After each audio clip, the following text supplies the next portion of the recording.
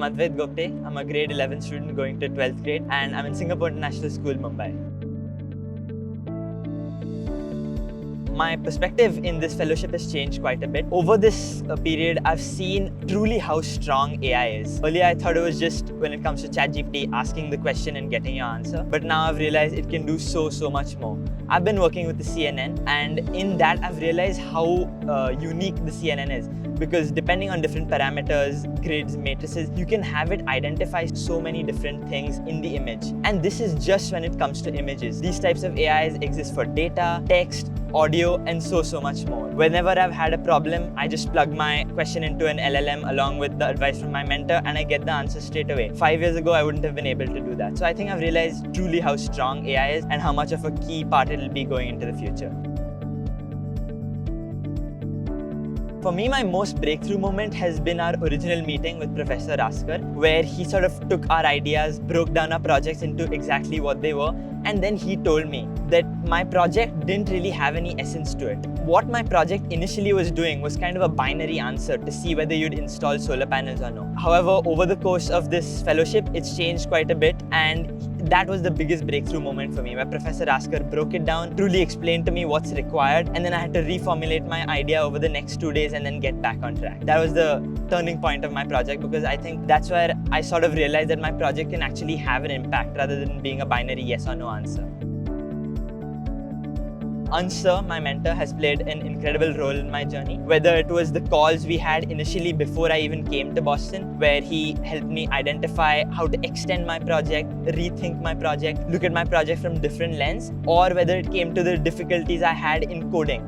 During my time here, I've certainly faced issues in code where I've not had certain libraries installed or where my code's not been able to run. I've had so many errors, and if an LLM itself looking at my code isn't able to solve it, when I go and consult Answer to look at the code line by line, he's immediately able to identify where I've gone wrong, what variable I've not used correctly. And I think overall, he's definitely been like a sail for me. He's not given everything to me in my hand.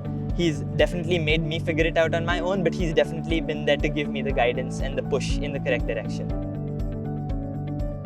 So as I'd mentioned earlier, it was giving a binary yes or no answer. I'll just take it from the beginning. My project is an AI detection tool, which is detecting rooftops from satellite images. And what it's doing with these satellite images, it's taking the rooftops and identifying whether they're viable to place solar panels or not. Earlier, my project was a binary yes or no answer, whether I should place solar panels or no. But now it's kind of an entire system. Upon detecting the rooftops, it's able to identify yes, whether the solar panels can be placed, but it's also calculating the area of solar panels that can be placed. It's calculating how much energy that's going to generate. It's even calculating the return on investment, how green it is, how much carbon footprint is being reduced by implementing these many solar panels in a state.